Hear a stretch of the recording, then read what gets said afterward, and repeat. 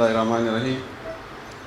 انتہائی قابل قدر آج اس پشتو عالمی کانفرنس کے مہمان خصوصی جناب وزیر اعلیٰ بلوچستان جام کمال خان صاحب، آج کے اس پروگرام کے صدر، پشتو اکیڈمی کے صدر سید خیر محمد عارف صاحب میرے سامنے آڈیٹوریم میں تشریف فرما.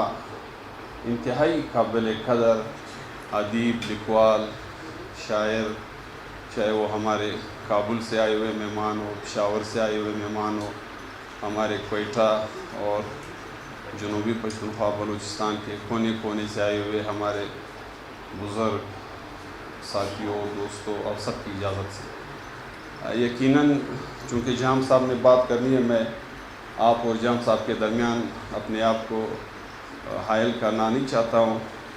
سب سے پہلے تو جام صاحب کا شکریہ ادا کرتے ہیں کہ اپنے انتہائی گو ناگو مصروفیات سے وقت نکال کر پشتو اکیڈمی کو انہوں نے اپنے آج کے کچھ لمحات عطا کیے. اور یقیناً صفات نامہ تو جام صاحب آپ کے سامنے ہمارے پشتو اکیڈمی کے صدر سید خیر محمد عارف صاحب نے پیش کی.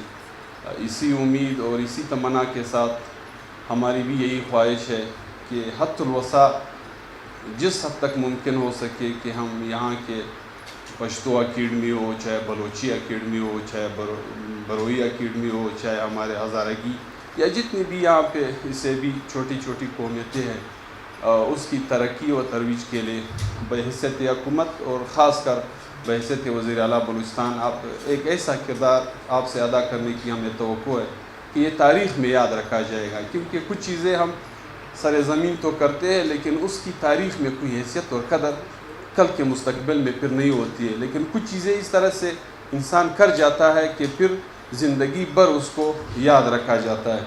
تو جام صاحب بات کریں گے، میں نہیں چاہتا ہوں کہ حائل ہو جاؤں. اپنی طرف سے اس دن بھی خیر محمد عارف صاحب اور اپنے عبدالروف رفیقی صاحب، ان باور صاحب سے جب میری بات ہوئی، میں نے کہا کہ ہمیں آپ حکومت سمجھے، ہماری پارٹی عوامی نیشنل پارٹی سمجھے، ایک لمٹ میں آپ ہمیں بے شک ایک ایسا جو ایک سکیم ہو جو اس پشتو اکیڈمی سے ریلیٹڈ ہو، جو ہمیشہ کے لیے یاد رکھا جائے، آپ ہمیں بے شک دے دے.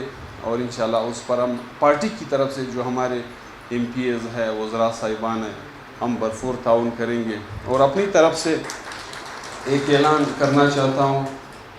میں ایک دفعہ جب ہمارے بادشاہ خان ایجوکیشنل فاؤنڈیشن جو پاکستان میں اس وقت میرے خیال میں ٹاپ پہ ایک ادارہ ہے جو ایجوکیشن کے حوالے سے کام کر رہا ہے، جو پارٹی کے ساتھیوں اور انٹرنیشنل جو پارٹی کے ڈونر صاحب ان کو کہہ دے، ہمدرد کہہ دے، جو ایک طریقہ کار کے تحت چلا رہے.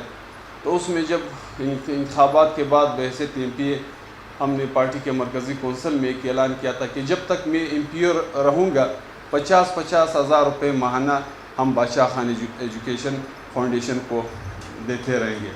تو آج بھی چونکہ پشتو اکیڈمی کسی جماعت سے، کسی خاص طبقے سے، بلکہ سب پشتونوں کی ایک ادارہ ہے جس میں ہر ایک کی نمائندگی ہے، جس میں ہر ایک توقع کے ساتھ یہاں آتے ہیں.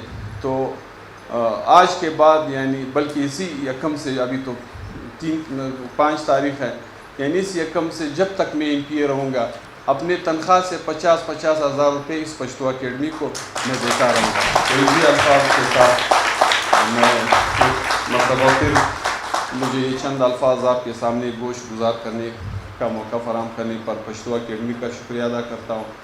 خاص کر جام صاحب کا انتہائی مشکور ہوں. ہمیں پتہ ہے کہ ان کا وقت کتنا قیمتی ہے، جن حالات میں انہوں نے وقت نکال کر پشتو اکیڈمی کو ٹائم دیا، اس پر ان سب کا مشکور ہوں. اور ساتھ ہی جتنے بھی ہمارے مہمان گرامی، چاہے وہ کابل سے آئے ہیں، کندہار سے آئے ہیں، پشاور سے آئے، ان سب کو اس سرزمین پر خوش آمدید کہتا ہوں. بڑی مہربانی. اللہ عزت. بسم اللہ الرحمن الرحیم. عزت مآب وزیر اعلیٰ صاحب بلوچستان کوئٹہ، سب سے پہلے پشتو اکیڈمی کوئٹہ کی طرف سے آپ کا شکر گزار ہوں کہ گوناگوں مصروفیات کے باوجود آپ نے پشتو اکیڈمی آنے کی زحمت گوارا کی۔ جناب عالی، پشتو اکیڈمی گزشتہ 5 دہائیوں سے زبان و ادب کے فروغ کے لیے سرگرم عمل ہے۔ صوبے کی مجموعی آبادی میں اضافے کے ساتھ ساتھ صوبائی دارالحکومت کی گنجان آبادی اور نوجوانوں کے بڑھتے ہوئے کیف کے لیے جہاں کھیلوں کے میدان، درسگاہوں کی وسعت کے ساتھ ساتھ لائبریریوں اور تحقیقی مراکز کی بھی اشد ضرورت ہے۔ آپ کو یہ سن کر حیرت ہوگی کہ پشتو اکیڈمی کے محدود بندوبست میں ہمارے پاس سینکڑوں نوجوانوں کے لسٹ موجود ہیں جو لائبریری میں داخلہ لینے کے منتظر ہیں۔ لکھے پڑھے اور سرگرم عمل نوجوان کے اس بڑھتے ہوئے طلب کو مد نظر رکھتے ہوئے پشتو اکیڈمی اس نقطے پر پہنچی ہے کہ ہمیں نوجوانوں کے مطالعے اور ان کی ذہنی نشو و نما کے لیے ایک باقاعدہ لائبریری کی ضرورت ہے۔ اس کے علاوہ جیسے کہ آپ کے علم میں کہ جدیدیت اور عالمگیریت کی اس فضا میں جہاں ہماری زبان کے مفقود ہونے کا اندیشہ ہے، وہاں ہمارے مادی وغیر مادی کلچر کی مٹنے کا خدشہ ہے، جس کے باعث ہم اس نتیجے پر پہنچے ہیں کہ پشتو اکیڈمی کو ایک کلچرل ریسورس سینٹر قائم کرنے کی اشد ضرورت ہے تاکہ ہم اپنے ثقافتی ورثہ کو محفوظ کر سکیں۔ جناب والا، ہم آپ کے علم میں لانا چاہتے ہیں کہ لائبریری اور پشتو کلچر ریسورس سینٹر کے قیام کے لیے ہم نے بارہا اکیڈمی کے ساتھ متصل خالی پلاٹ کو حاصل کرنے کی سعی کی ہے، لیکن ابھی تک ہماری یہ کاوش برابر ثابت نہ ہو سکی۔ آپ سے استدعا ہے کہ پشتو اکیڈمی کے ساتھ متصل پلاٹ کو مذکورہ لائبریری اور کلچرل ریسورس سینٹر کے قیام کے لیے الاٹ کریں۔